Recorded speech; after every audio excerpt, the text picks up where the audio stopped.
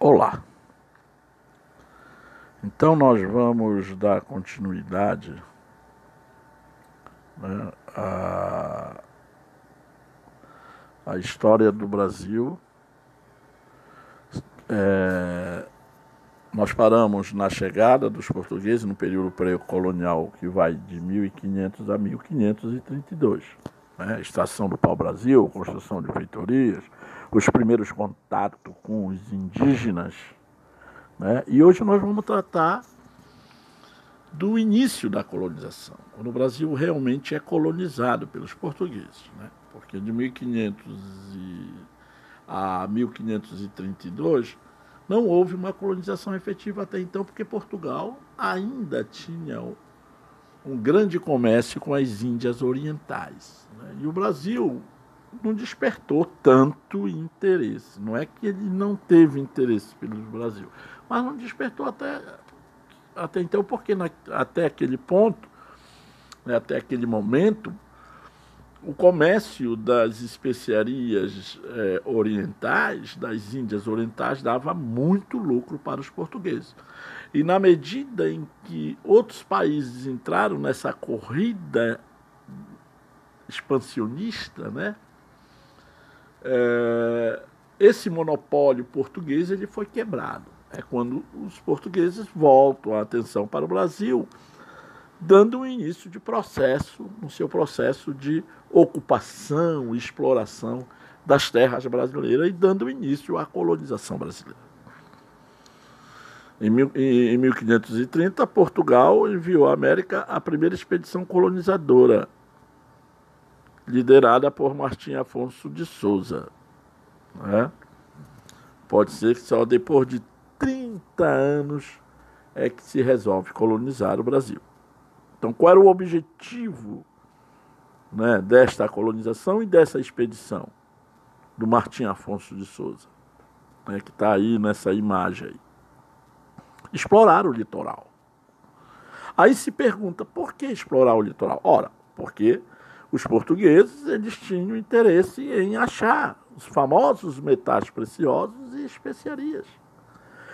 Né? Então havia esse grande interesse por parte dos portugueses, que até aquele momento não se achou metais preciosos. Só vai ser achado ouro no Brasil só no século XVIII. Nós devemos entender que nós estamos no século XVI. Né? Mas havia naquele momento o interesse de se achar metais preciosos. Né? Até então que havia todo um imaginário na época, né? Aqui próximo os espanhóis explorando as minas de Potosí, né? E os portugueses também viam a possibilidade de se encontrar bastante ouro em nosso território. Então, o objetivo inicial da nossa colonização era explorar o litoral, as riquezas do litoral, que passava pelas questões das especiarias e dos metais preciosos. Defender o território das invasões estrangeiras, sim. Então, ao mesmo tempo de explorar, mas defender. Né? Não é em vão que no período pré-colonial, que antecede a nossa colonização, vieram várias expedições de reconhecimento do nosso litoral, né? E expedições militares para defender o nosso litoral contra o ataque de todas aquelas nações na época. É o caso dos franceses, é o caso até de ingleses, né, e espanhóis, que constantemente holandeses, que constantemente estavam no nosso território praticando um comércio ilegal com as populações indígenas. Né? Até então, porque esses povos não aceitavam o Tratado de Tordesilhas, que dividia o mundo entre portugueses e espanhóis.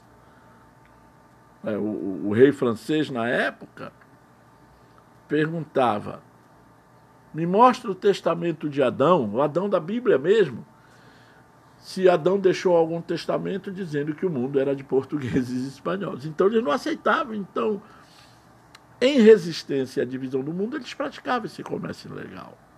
Então, haveria necessidade de defender o nosso território, né? Procurar os metais preciosos, que eu já falei, fundar povoado, verificar a possibilidade do cultivo da cana-de-açúcar.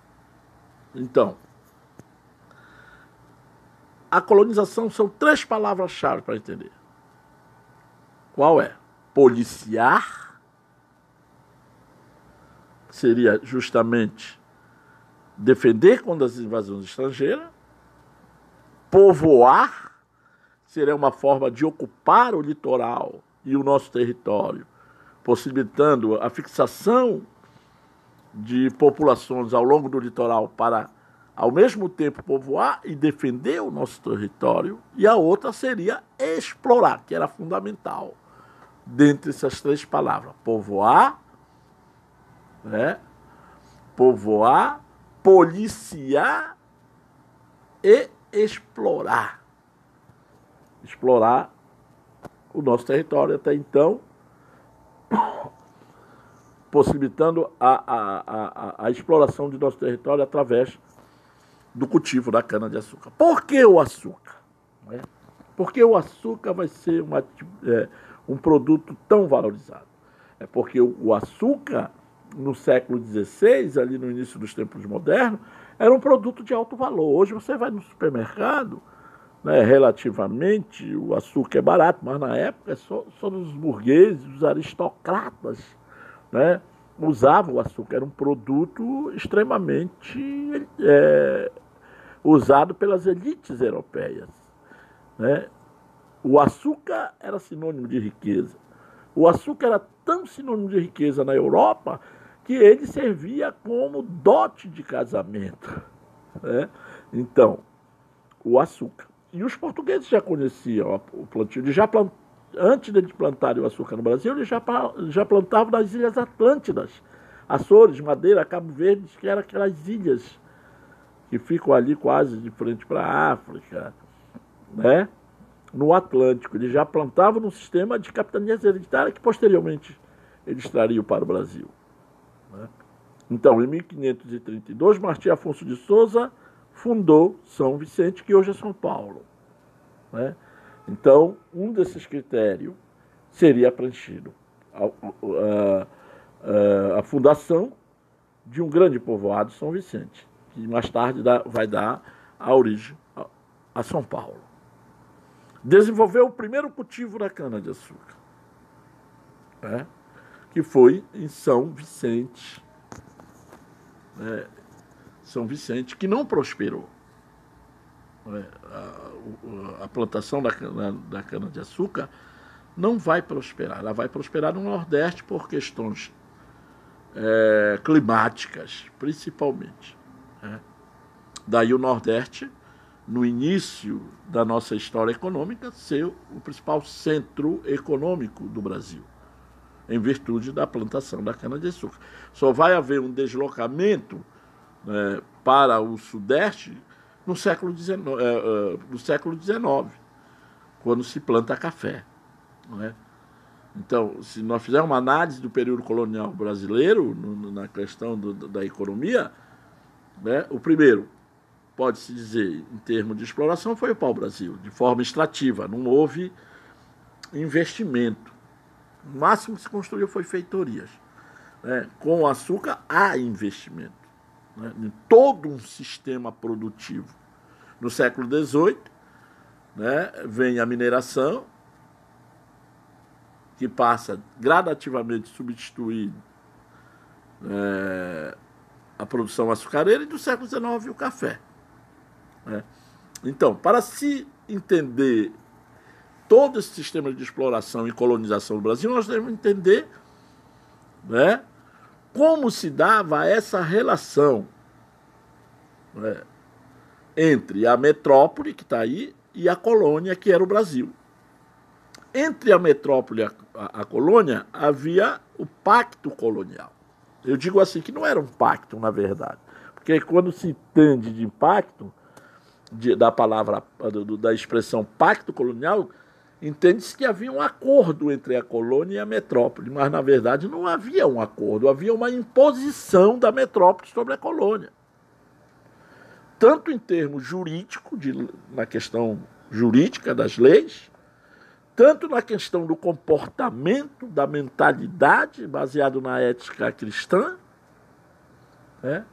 Tanto na questão administrativa, seria um modelo de administração baseado nas capitanias hereditárias, né? Que viria para o Brasil, tá? E tanto na questão econômica aqui, né?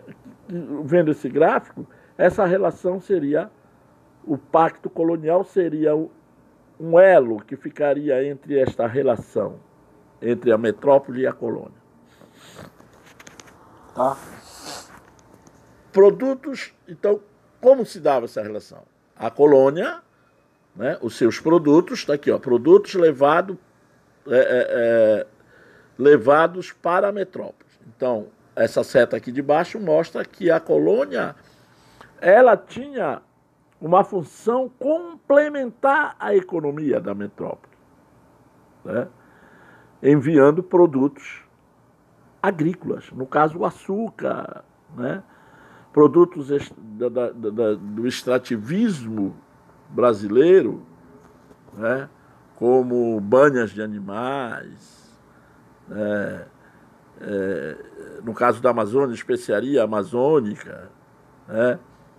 Então, a colônia seria uma espécie de base de exploração da metrópole, né?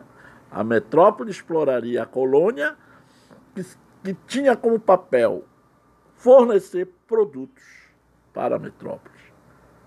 Uma relação desigual, porque os produtos que saíam da colônia para a metrópole, eles iam com preços baixíssimos, né? E os produtos levados da metrópole para a colônia eram com preços altos. Então era uma relação desigual. A colônia vendia produtos baratos e comprava produtos manufaturados da metrópole. A colônia exportava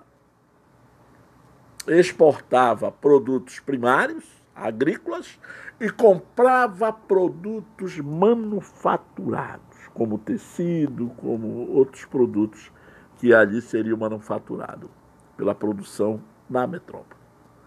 Isso vai gerar, o pacto colonial vai gerar na metrópole balança comercial favorável. O que é uma balança comercial favorável na metrópole? É o próprio nome, balança comercial favorável. É quando se tem bastante lucro nessa relação comercial.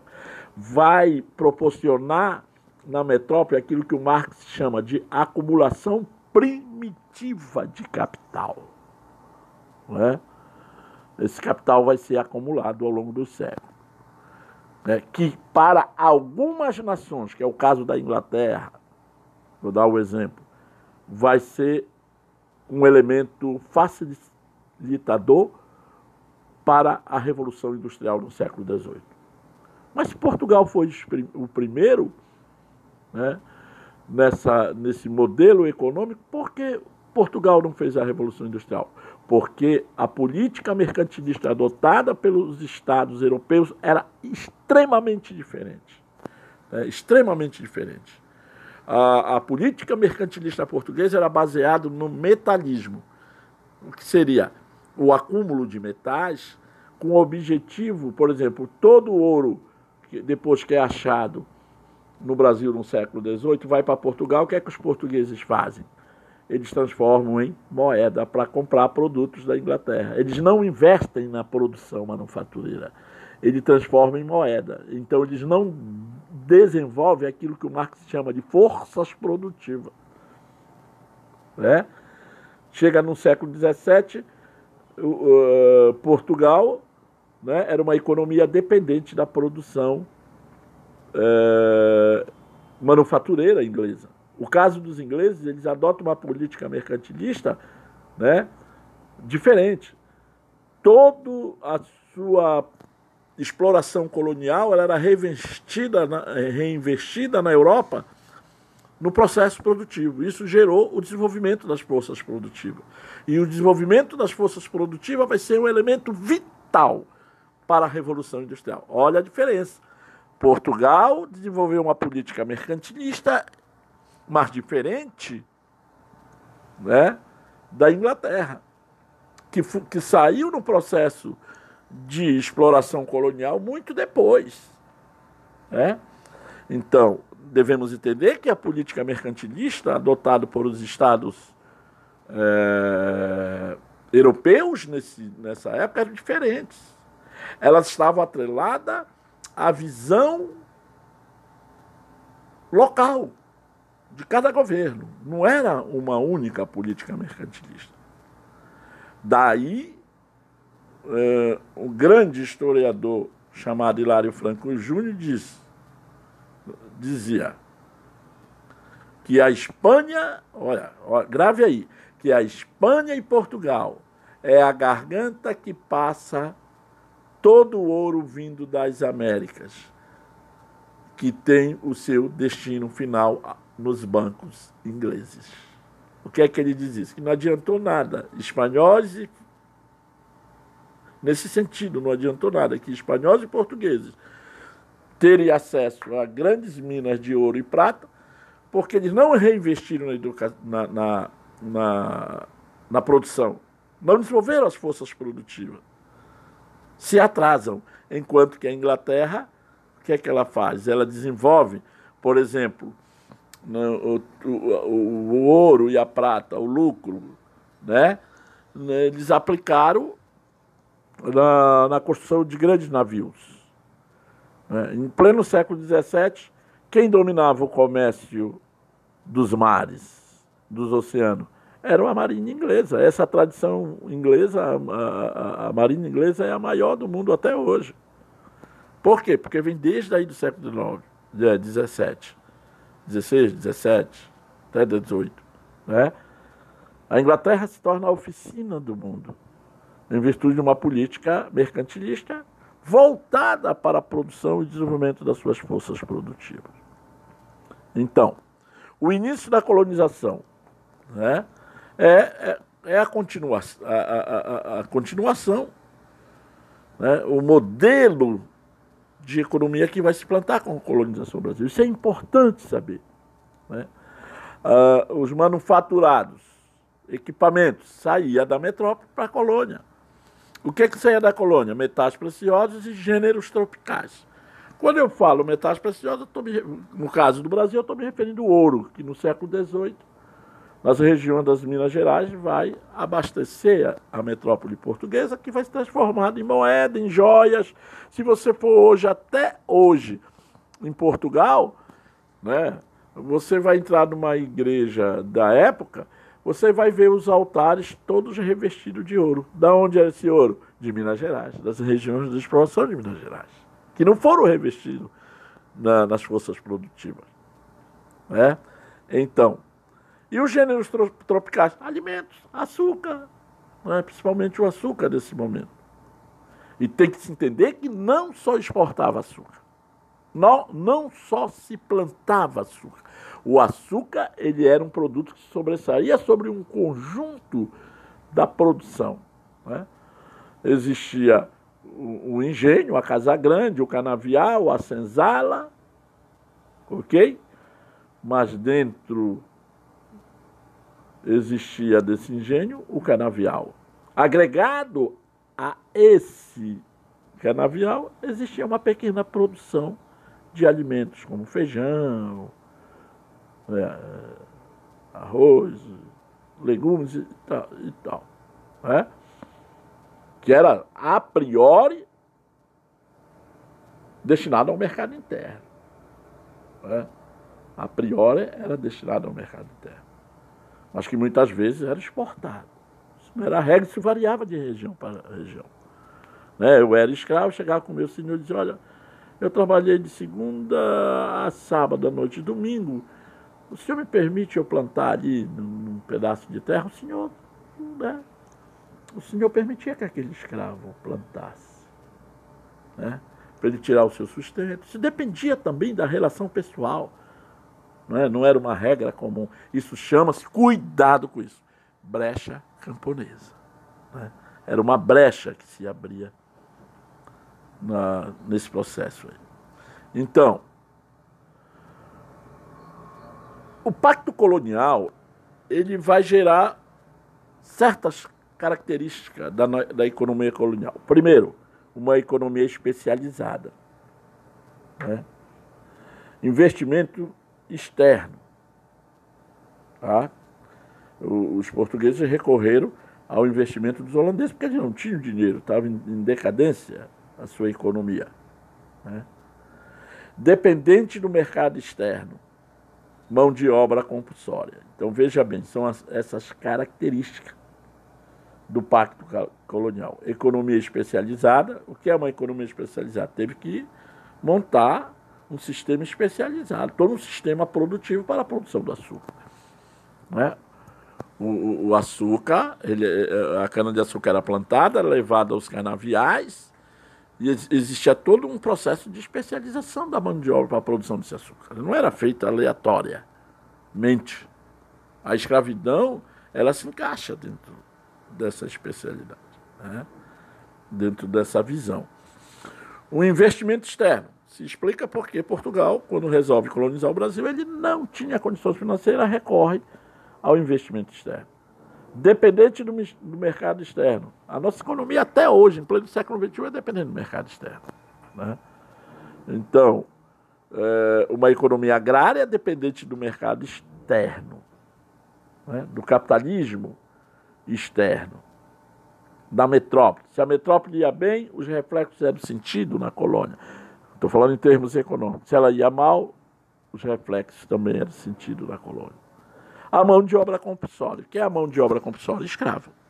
O trabalho compulsório é aquele trabalho imposto, não é um trabalho de uma relação contratual.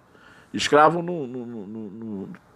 a escravidão ela não surge de uma relação contratual, mas de imposição. Daí você pode perceber que desde o mundo antigo, muito embora a escravidão no Brasil seja diferente do mundo antigo, ela é uma escravidão baseada no que? A maioria das vezes, os escravos eram prisioneiros de guerra, então era compulsório. A pessoa não é escrava porque quer, porque ela é obrigada a ser escrava. Né? Então, o pacto colonial, o elemento que define a política colonial dos estados mercantilistas de todos, mas que variava as características. Né? Eu dei o exemplo da Inglaterra e Portugal, né? De políticas mercantilistas diferenciadas. O início da colonização, economia açucareira. Né? Então, por que isso foi facilitado, de certa forma? O Brasil tinha disponibilidade de terra, o Brasil é muito grande, né? Um extenso litoral, que havia possibilidade, né, de plantio, né? Precisava de terras, e o Brasil tinha essa disponibilidade. Né? O elevado valor do produto na Europa. Falei anteriormente que o açúcar servia até como dote de casamento, daí o seu valor. O clima e os solos favoráveis. Tudo isso foi elementos facilitadores para o início da colonização e do estabelecimento da economia do açúcar, e o Nordeste se enquadra melhor que toda a outra região. Outras regiões. No Sudeste, por exemplo, a produção açucareira não vai prosperar lá devido ao clima ser mais frio. Né? E o Sul, muito menos. Né? O Nordeste, um clima mais quente, um solo chamado massapê, né? Muito mais favorável. Né? Então, isso foi cuidado. Elemento de disponibilidade de terra, o valor e o clima foram elementos que facilitaram. Né? O início da colonização e da economia açucareira dá para o sistema de plantation. Cuidado, plantation. O que é o plantation? Um latifúndio. O que é um latifúndio? Uma grande extensão de terra, né? Que está mostrando aí um latifúndio, um engenho. Você pode perceber na pintura toda uma estrutura, que é uma grande... Agregada a essa construção tem... Né? Na verdade, é uma grande fazenda na época. Né? o plantation é uma grande fazenda. A economia açucareira se dá nesses plantations, no latifúndio, baseado na mão escrava, compulsória, monocultora. Cuidado, quando se fala monocultora, repassa a ideia. Mono quer dizer um, né? Mono. Policultura, vários. Mono quer dizer um. Então, mono dá a ideia de que só se plantava açúcar, e na verdade isso não é correto, né? Quando se fala mono, está se referindo que o açúcar era um produto que se destacava, mas não quer dizer que ele era o único que se plantava. Falei agora há pouco que existia a brecha camponesa. O que era a brecha camponesa? Era aquela permissão que o escravo tinha nas horas de folga, porventura, que o senhor dava para ele plantar outros produtos, como feijão, vou dar o exemplo, hortaliças, etc. Né? Então, monocultora quer dizer que o açúcar se destaca, mas não é um único produto, né? E que era voltado para a metrópole, para o mercado externo. Né? Ainda tem uma coisa, o Pacto Colonial proibia que a colônia fizesse comércio com outra metrópole.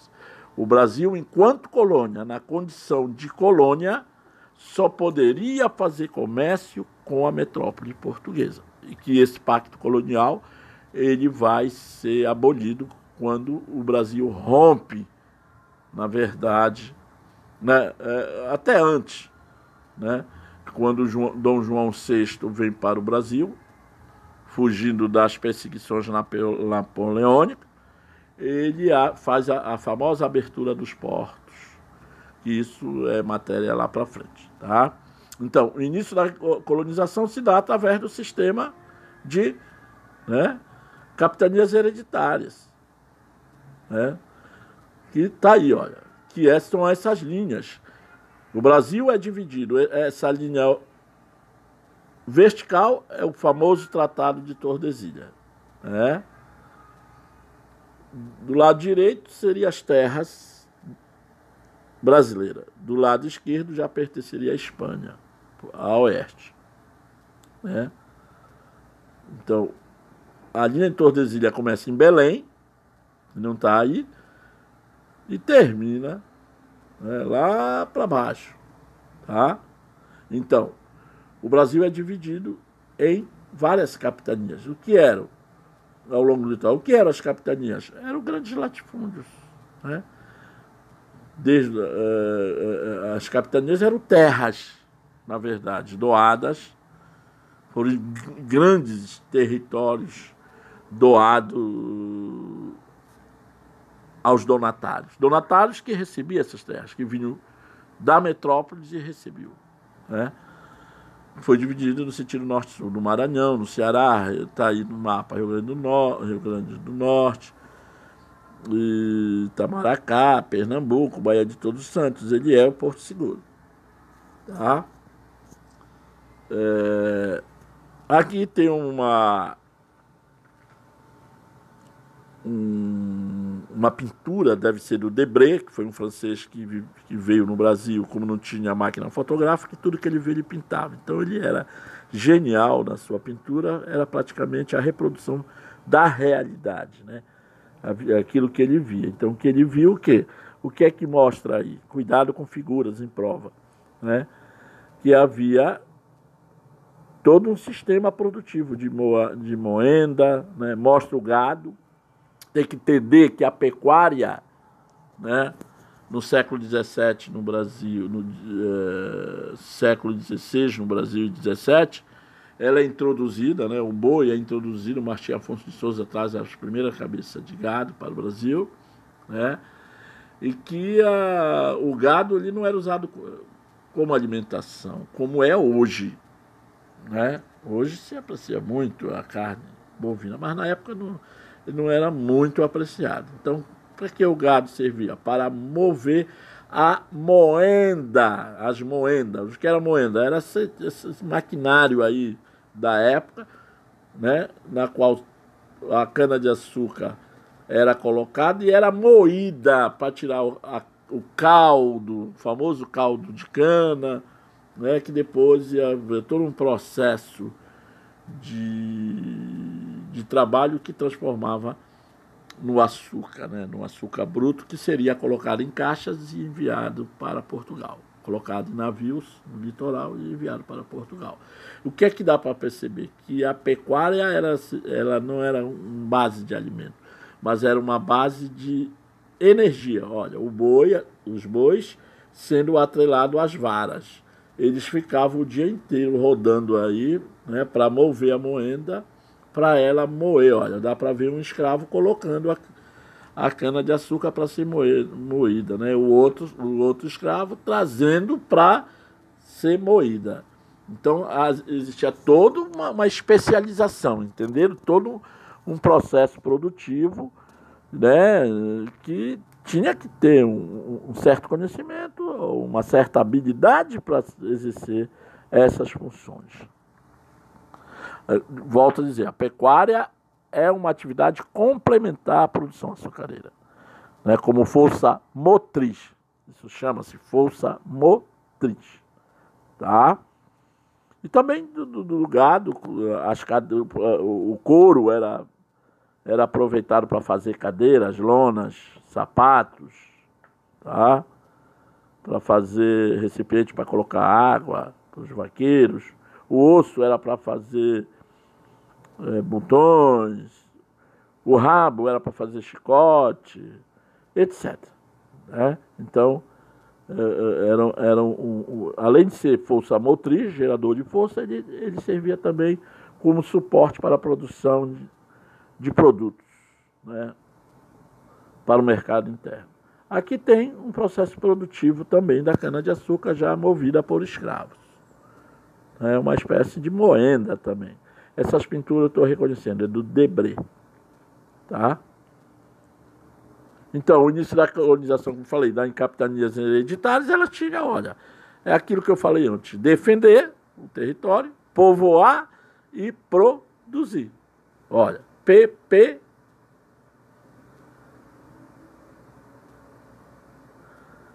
Bora colocar os 3 P's. Policiar, defender, povoar, produzir, explorar. Né?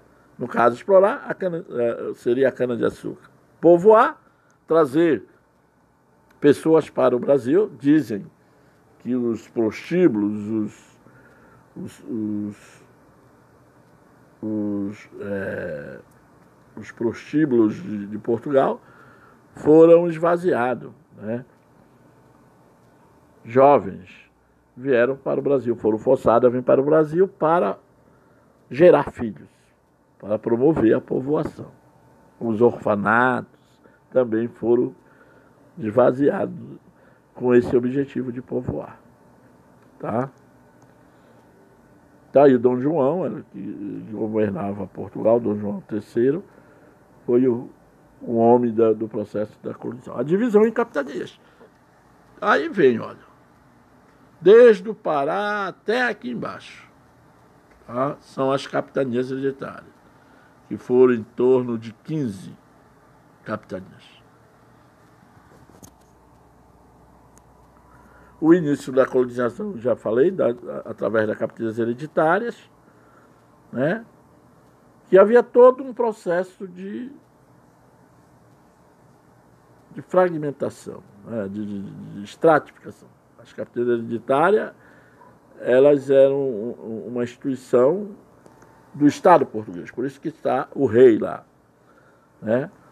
Essas capitanias eram doadas pelo rei, tá aí a palavra rei, aos donatários, conhecidos capitães donatários. Que eram capitães donatários? Geralmente pessoas falidas, né? Que viriam para o Brasil aventurar uma nova vida.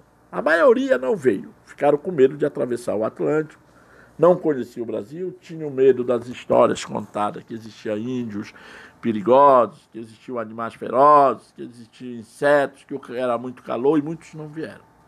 Isso também foi um dos motivos para que as capitanias hereditárias não dessem certo. Né? Então, por que hereditária? Né? É quando o Estado português, o rei, doava ao capitão donatário e recebia a posse dessa capitania, que era hereditária. Por que hereditária? Hereditária porque ele poderia passar de pai para filho, né? E cuidado, qual era o direito desse capitão donatário? Cobrar impostos, distribuir sesmarias. O que eram sesmarias? Terras, né? Aplicar a justiça. Olha, ele era um instrumento do Estado português, jurídico, na colônia, né? E exploração das terras. Veja que a palavra-chave, exploração da terra, esse termo sempre está presente na colonização, né? E os deveres? Né? Povoar, fundar vilas, olha aí, povoar de novo, defender, olha, de novo, né? E fazer, produzir. Olha a palavra-chave, povoar, defender, que é policiar, e fazer, produzir, explorar. Matou a charada, não é? Da colonização brasileira. Então, o início da colonização se dá através do sistema de capitanias hereditárias. Tá? Então, essa charge é muito interessante. Tá? É o rei no seu trono, o mapa do Brasil, né? Dentro de uma gaiola, está atrelado ao rei. Então ele tinha total influência. Ah, os donatários podiam aplicar a justiça?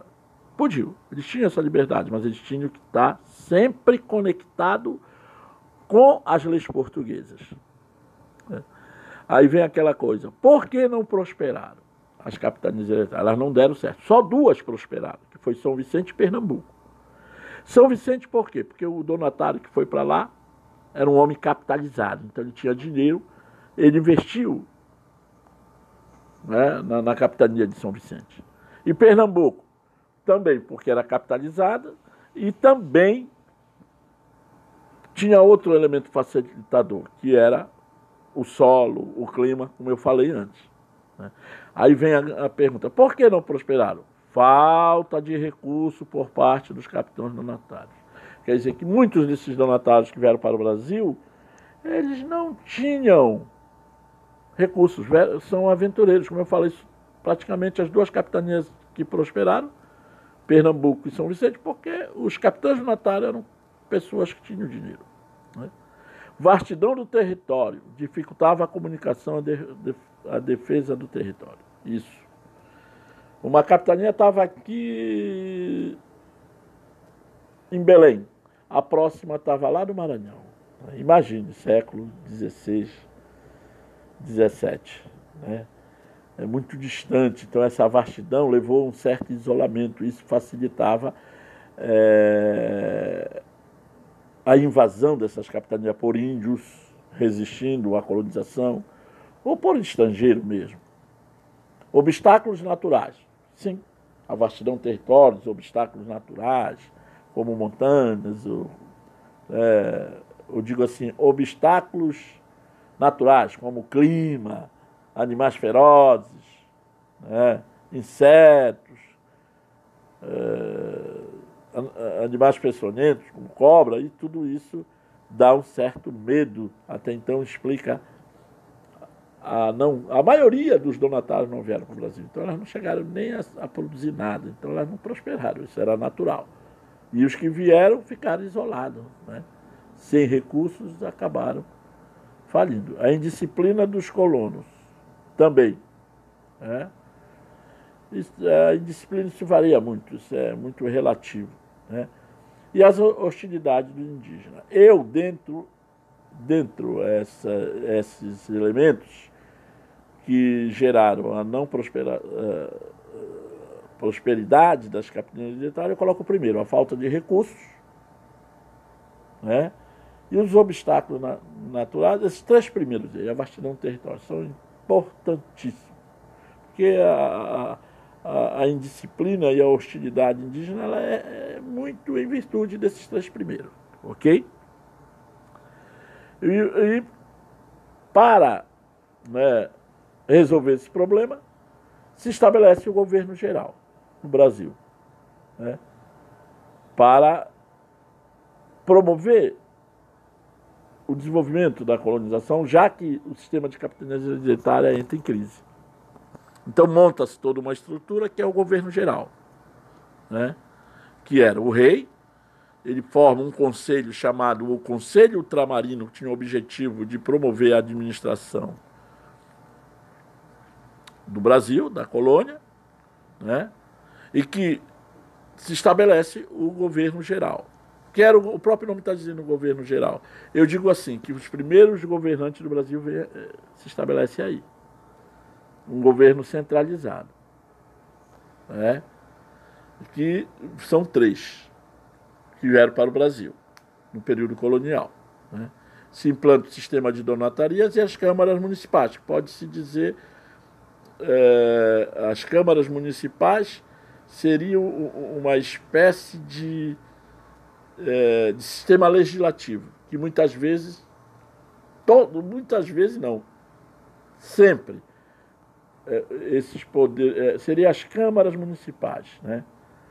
Os conselhos municipais legislativos, que eram eleitos homens chamados homens bons, que de bons não tinham nada, que geralmente eram portugueses, né?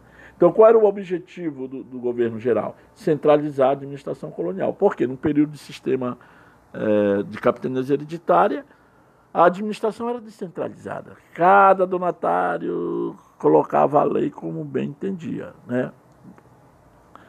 Ressaltando que tinha que obedecer à metrópole portuguesa.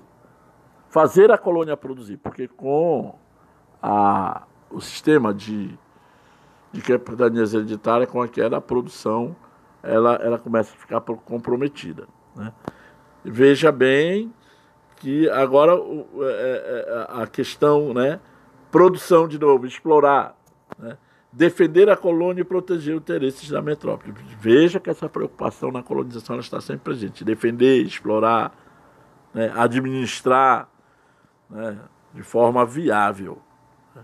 Então, digo para vocês, tá, que esse foi o sistema colonial brasileiro, tá?